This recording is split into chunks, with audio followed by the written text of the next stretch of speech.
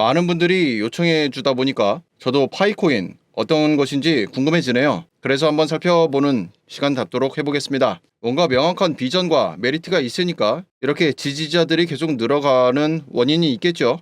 함께 살펴보시죠. 시작에 앞서 저희 코인 커뮤니티에서는 실시간 빠른 속보는 물론 다양한 코인들에 대한 주제로 840명이 현재 열띤 대화 중입니다. 관전만 하시는 분들도 계시고요. 제가 좀 시끌시끌한 걸 좋아해서 가급적 코인 다양성을 높이려고 합니다. 많은 분들이 함께 재밌게 지낼 수 있었으면 좋겠네요. 영상 하단 더보기에 있는 링크 통해서 가입 신청 바랍니다. 이번에 일이 있어서 베트남에 다녀왔는데 그동안 말로만 듣던 파이코인의 실제 움직이고 있는 모습을 좀 보게 되었어요. 그래서 영상으로 다뤄봐야겠다 싶었습니다. 그래서 어떻게 준비할까 하다가 나무위키에요. 내용들을 여기저기 다 한번 살펴봤는데 대체로 중립을 지키려는 가운데 뭔가 좀 공격적인 부분이 있어서 그 내용 진짜 공격을 하는 게 맞을지 어떨지 한번 살펴보면 좋겠다 싶네요. 중요 내용들 요약해서 정리가 돼 있죠. 먼저 폐쇄형 메인넷과 비상장이라는 점, 전 세계를 대상으로 커뮤니티가 형성돼 있고요. 19년도에 런칭을 했으니 길지도 짧지도 않은 시간입니다. 개발자는 니콜라스 카칼라시스라는 사람과 청디아오 판 둘인데 부부죠. 그 외에는 아직 비상장에 정식 외부 유통이 되고 있지 않은 상태의 토크노믹스이기 때문에 이 부분은 지금은 넘어가도록 하겠습니다. 저는 먼저 이 숫자 보고 깜짝 놀랐습니다. 현재 가입자가 6천만인데 그냥 가입자가 아니라 활성화된 이죠. 이 활성 내용을 살펴보려면 두 번째 이 내용을 먼저 아시면 좋을 것 같은데 24시간에 한 번씩 채굴 버튼을 누르면 채굴이 이루어진다. 처음에 파이코인이 나왔을 때 이런 모토였어요. 핸드폰에서 채굴할 수 있는 최초의 디지털 통화. 비전이 굉장히 훌륭하죠. 당시에 이미 채굴 장비는 굉장히 전문화돼 가고 있었습니다. 아식이라고 하는 전문 채굴 장비를 쓰는데 장비가 많이 비싸졌죠. 저렴한 걸로도 할 수 있지 않냐. 맞아요. 저렴한 걸로도 할 수 있지만 채굴 효율이 안 나오죠. 경쟁에서 우위를 가져야만 내가 채굴을 통해서 코인을 획득할 수 있기 때문에 그러려면 결국 최상위권 아식 장비를 쓰게 됩니다. 그런 상황에서 핸드폰으로 채굴할 수 있는 디지털 통화라는 기치를 내세웠으니 사람들에게 충분히 어필할 수 있는 주제라고 생각이 돼요. 그러면 채굴하는 방법으로 파이 앱을 통해서 이렇게 채굴 버튼을 누르면 채굴이 이루어지는 형태를 취했다라는 설명이에요. 하지만 이에 대해서 좀 더 명확한 설명을 보자면 채굴이라기보다는 파이 네트워크 커뮤니티에 기여한 리워드이다. 이 내용인데요. 우선 채굴이라고 하면 우리 알고 있는 두 가지 양대 산맥이 있죠. 비트코인이 계속 고수하고 있는 POW 방식과 처음 POW로부터 POS 지분증명으로 넘어간 이더리움 방식으로 구분이 되고 있고 그 외에 이더리움이 만든 새로운 블록체인 산업계에서 리플이 나왔고요. 그리고 리플로부터 스텔라 루멘이 하드포크에서 나왔죠. 이 스텔라에서 채택하고 있는 블록체인 형성 방법이 바로 이 스텔라 합의 프로토콜입니다. 스텔라 역시 이미 오랫동안 사고 없이 블록체인 운영하고 있는 좋은 기술이기 때문에 SCP라고 하는 합의 프로토콜은 그 자체로 아무 문제가 없어요. 그래서 여기에서 얘기해 주는 것은 파이 네트워크 커뮤니티에 대한 리워드이다. 이 내용이 중요할 것 같고요. 채굴이라는 용어를 쓴다는 것은 일반인들에게는 보통 네트워크에 대한 기여를 통해서 리워드를 받는 형태가 맞습니다. 그것은 POW든 POS든 다 동일해요. 애초에 채굴이라는 시스템이 중앙, 기관을 거치지 않고 우리들 실제 유저들만의 집단으로 이 거래가 합당하다는 검증을 해내는 시스템이죠. 그러기 위해서 방법들을 다양하게 업그레이드 해 나가고 있다. 이렇게 보시면 되고요. 그 안에서 블록체인 형성을 위한 네트워크 기여도에 따라 채굴, 즉 코인을 리워드로 받는 형태를 취하게 됩니다. 따라서 그 방법을 어떻게 취하는지는 사실 옳다 그르다의 대상은 아니죠. 그리고 추천인 제도가 있어요. 추천인을 모으게 되면 많이 모을수록 채굴 속도가 빨라진다고 하고 있어요. 지금은 여러분들이 혹시 알든 말든 우리는 지금 온라인 환경에 노출되고서 살고 있죠. 이 온라인 환경에서는 여러분들이 그 안에서 어떤 활동을 하든 안 하든 계속해서 마케팅에 노출되어 있습니다. 그게 썩 나쁜 것도 아니고 가끔 번거로운 일이 생기긴 하지만 그래도 우리가 인터넷 환경을 계속해서 사용하고 있는 것은 그만큼 편의성도 좋고 접근성도 좋기 때문이죠. 안 쓰는 것보다 훨씬 낫다는 얘기예요. 그렇다면 그 안에서 어떤 프로젝트든 어떤 회사든 살아남으려면 영업 활동은 필수입니다. 시스템의 확장에 있어서 사람들을 모으는 행동은 당연히 필요하다는 얘기고 그 방법을 추천인 제도를 쓰고 있네요. 대단할 거는 아니고요. 다만 이 방식이 지금까지 코인 업계에서 우리 코인 좋으니까 혹은 앞으로 이 코인이 유망하니까 이 코인에다가 투자를 해라 이런 식으로의 영업이 대부분이었다면 파이코인에서는 추천인을 통해서 시스템을 잡아놨다 보니까 코인 업계에서는 약간 생소할 수 있겠네요. 그런 이유로 인해서 다단계와 스캠이라는 의혹이 있다라고 설명이 나오는데 이것도 좀 뭔가 마음에 안 드는 건 우선 다단계에 대해서 왜 나쁘게 생각하는지는 일단 역사 때문이겠죠. 한국에 다단계가 들어오고 나서 이 좋은 다단계 시스템을 사기로 악용했던 이 나쁜 놈들이 너무 많았으니까 그래서 다단계 하면 뭔가 뒷걸음질 치게 만드는 그런 용어로 쓰이고 있죠. 여기서 핵심 키워드는 얘입니다. 스캠. 이거건 저거건 결국에는 맨 위에서 설계자의 도덕성이 핵심이에요. 즉 추천인 제도라든지 다단계 이런 게 문제가 아니라는 겁니다. 이렇게 해서 만약에 논리를 확장시켜 나가면 한국에서는 원화라고 하는 이 화폐조차도 그런 문제의 대상이 됩니다. 한국에 있었던 모든 사기의 수단이 바로 원화였으니까요. 그래서 이런 식으로 접근하는 건 별로 좋지 않고요. 이런 수없이 다양한 시스템들 가운데 이런 것들을 만들고 개발하고 확장해 나가는 가운데서 이런 미꾸라지들이 꼭 있어요. 얘네들이 나쁜 것이지 추천인 제도 문제 없습니다. 다단계 아무 문제 없어요. 현재는 KYC 인증을 통해서 폐쇄 메인넷 안에 들어온 사람들끼리만 거래가 가능해졌습니다. 이 내용은 좀 중요한 것 같으니까 공식 홈페이지에서 로드맵을 한번 살펴보죠. 먼저 19년도 런칭하기에 앞서서 베타 테스트를 거쳤고요. 18년도 2월 달에 그 이후 테스트 넷을 거치게 됩니다. 테스트넷 단계는 2020년 3월에 시작됐고 시스템을 구축하기 위해서 노력했다라는 내용 나오고요. 그 다음 단계 3단계로 폐쇄형 메인넷이 시작이 됐네요. 그래서 현재 여기까지 와 있다라는 거고 그 다음 단계로 메인넷을 오픈하려고 한다라는 거죠. 아직 메인넷 오픈까지는 도달을 못했다는 건데요. 21년 12월에 정상적으로 시작이 됐고요. KYC를 수행해서 이 폐쇄된 메인넷 안에 나의 계정을 옮기는 것이죠. 그걸 통해서 마이그레이션이라는 우리는 용어를 쓰고요. 그리고 최종적으로 메인넷 오픈을 통해 폐쇄형에서 가지고 있던 요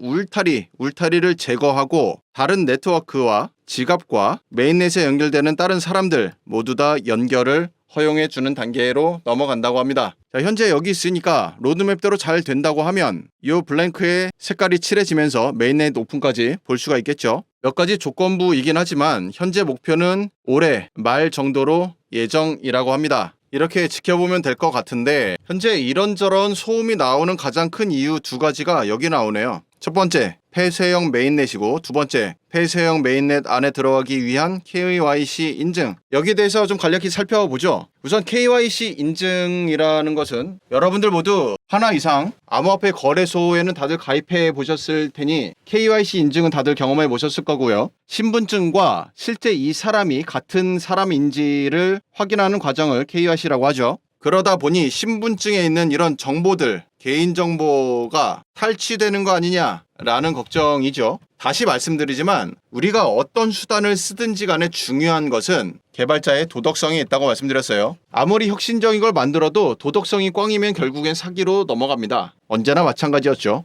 역사가 증명해 주듯이. 그런데 KYC를 왜 쓰느냐? 이미 코인 업계에서는 어디를 가든지 다 KYC를 씁니다. 뭔가 국제적으로 담합한 이런 느낌이죠. 그러면 파이코인이라는 여기 방금 전에 살펴봤던 로드맵을 통해서 알게 된 것이 현재의 폐쇄를 넘어서 그 다음 단계를 목표로 하는 것이 메인넷 개방에 있어요. 개방을 하게 되면 결국에는 KYC 인증이 없는 상태에서는 아무것도 이용할 수가 없습니다. 현재 국제적인 환경이 그렇게 만들어져 있죠. 따라서 지금 당장에 폐쇄되어 있는 우리의 울타리 내부를 정확하게 세팅하고 지키고 개발해 나가는 데 있어서 현 단계에서 KYC 인증하는 것이 불합리하다라고 생각하신다면 안 하시면 됩니다. 간단하죠. 하지만 나는 이 파이 네트워크에서 만들고 있는 세상에 대한 비전이 합당하고 밝은 미래를 제시한다는 것에 동참한다면 당연히 지금 하루라도 빠른 시기에 KYC 인증을 통해서 그 멤버가 되어서 채굴을 지금 당장에 돌리는 것이 100번 이득이죠. 어떤 것에 비전을 갖고 있는지, 나는 그 비전에 대해서 믿음을 갖고 있는지 아닌지, 그것이 핵심입니다.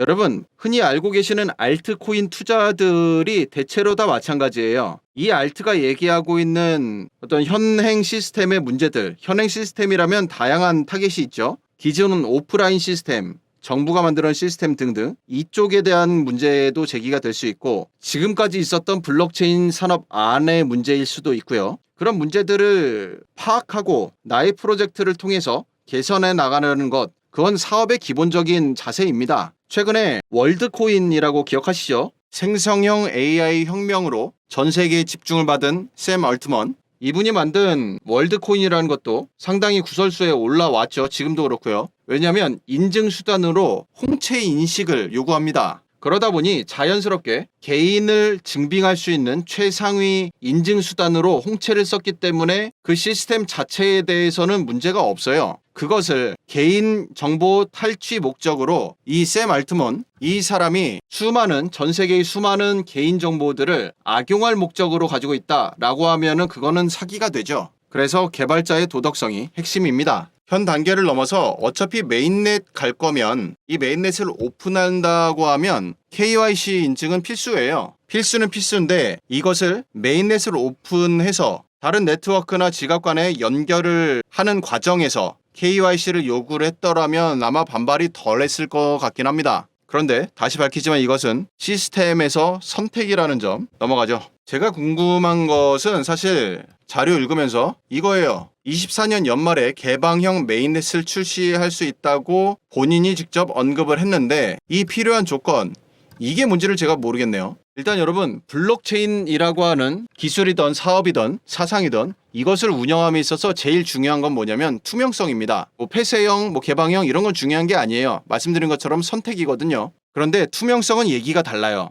애초에 블록체인이라는 게 나오고 우리 인간들, 우리 유저들의 전 세계적인 반향을 일으킨 가장 큰 요소가 바로 투명성에 있었죠. 따라서 필요한 조건들에 대해 리스트를 만들고 그 리스트에 지금 연말이면 얼마 안 남았죠. 지금 어느 정도의 도달률이 돼 있는지 그거를 실시간으로 우리가 확인할 수 있게 만들어둔다면 그럼 잡음이 훨씬 더 줄지 않을까라는 의견 제시하고요. 그래서 이 필요한 조건에 해당하는 것들을 정확히 알고 계신다고 하면 저에게도 알려주시길 부탁드립니다. 파이 네트워크에서 통용되는 용어들 간략히 보면 파이오니어라고 아주 명칭이 좋네요. 맨 앞서 살펴봤던 것처럼 휴대폰을 이용해서 파일을 조금씩 채굴하는 사람을 말할 것이고, 그리고 블록체인이기 때문에 당연히 암호화폐의 노드의 역할을 하는 노드가 있고요. 홍보대사, 현재 초대를 통한 네트워크 확장 시스템이기 때문에 초대를 했을 때의 베네핏으로 채굴 속도 증가를 주고 있다. 다단계에는 의심을 하든 말든 저는 별 관심 없고요. 보안 서클은 파이오니어보다 윗단계에 있는 레벨로 보이네요. 채굴 속도가 더 빨라진다. 폐쇄형 메인넷에 대해서는 방금 제 의견 드렸고요. 지금 폐쇄인 상태에서 파이 네트워크 내부자들 간의 내부 거래는 당연히 되고 있고, 커뮤니티에서는 이미 오프라인 사용처들이 많이 나오고 있다라는 것이 증빙이 되고 있네요. 한국에도 여러 군데 오프라인 업체들에서 사용처가 확인되고 증빙이 되고 있는데, 한 중국집에서 이렇게 짜장면 하나에 0.1 파이에 판매를 하고 있네요. 그 다음 단계로 개방형 메인넷에 도달하겠다라고 하는 현재 목표를 가지고 있고, 우선 폐쇄와 개방형 시스템을 구분을 해서 이게 어떻게 보면 개발의 티어 구분을 하는 건데, 이렇게 하는 것을 저는 사업 개발자로서 어느 정도 이해는 할 수 있어요. 무슨 뜻이냐면 여러분들도 만약 이렇게 생각해 보세요. 내가 이 프로젝트를 개발한 사람이다 라고 했을 때 내 프로젝트는 무조건 잘 됐으면 좋겠죠. 그러면 잘 되기 위해서 코인에서는 제일 중요한 게 뭐냐면 시기적절성입니다. 핵심이에요. 뻔하디 뻔한 이미 나와 있는 근단물의 그 밥인 코인들도 시기만 잘 타면 엄청난 성공을 거둬왔습니다. 하물며 지금 파이코인이 바라는 비전이 어떤 건지는 얼추 보이는데, 거기에 도달을 해서 실제로 금융의 혁명이라고 하는 이런 타이틀을 가지고 있는 건데, 그러한 이상향이 실현이 되려면 국가와의 어떤 합의 같은 것들이 만들어져야 됩니다. 최소한 지금은 일단 한국만 보더라도 뭔가 상당히 규제 강화가 큰 문제죠. 그것을 어느 정도까지 열어주고 이런 권한들이 당연히 국가에 있다 보니까 규제 이슈가 만약에 완화된다면 그 시기에 맞춰서 개방을 하고 싶은 것이 당연한 계획입니다. 예를 들어서 제가 앞서서도 그 다단계에 대한 의견을 드렸는데 지금은 다단계에 대한 인식이 많이 개선됐죠. 왜냐면 과거부터 아무웨이라는 거대한 기업과 한국에서도 아주 좋은 사업 사례가 나왔어요. 애텀이죠. 그러나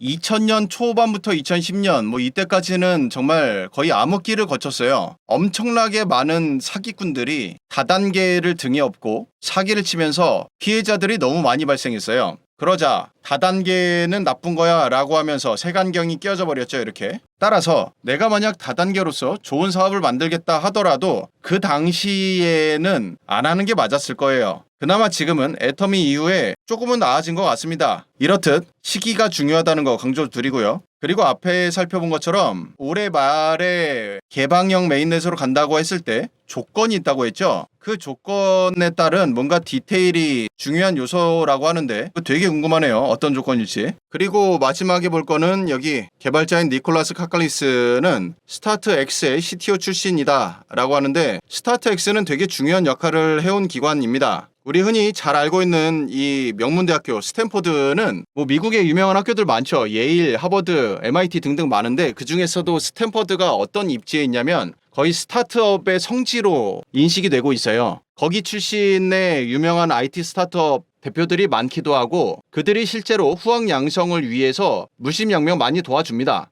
도와주는 것을 시스템으로 구축을 해버렸어요. 그래서 스타트업을 하려는 학생들이 스탠포드의 지원율이 많이 높기도 하고요. 스탠포드 학교에 실제로 이제 졸업반에 되면 그 안에 이 스타트업 키우는 정규 과정이 있습니다. 거기에 멘토로 참여하는 사람들이 방금 말씀드린 기존 IT판에서 성공을 한 스탠포드 출신 선배들 이들이 와서 직접 멘토 멘티 시스템을 갖추게 돼요. 대박이죠. 그런 스탠포드에서 직접 운영하는 그들만의 비영리 커뮤니티가 스타트X라고 하는 곳인데 미국이란 사회에는 뭐 한국도 그렇지만 특히나 미국은 어디 출신의 어떤 조직 문화 그러한 식의 커뮤니티가 굉장히 발달되어 있고 굉장히 중요합니다. 그래서 어느 학교 출신이야 그럼 몇 기 뭐 어디 누구랑 이렇게 멤버였고 이런 것들이 사회적으로 엄청나게 중요해요. 그래서 이런 예를 들어서 스타트X에 재직하는 당시에 뭔가 문제가 있다라고 하면 그 사람은 이 스탠퍼드 관련된 모든 커뮤니티에서 제명됩니다.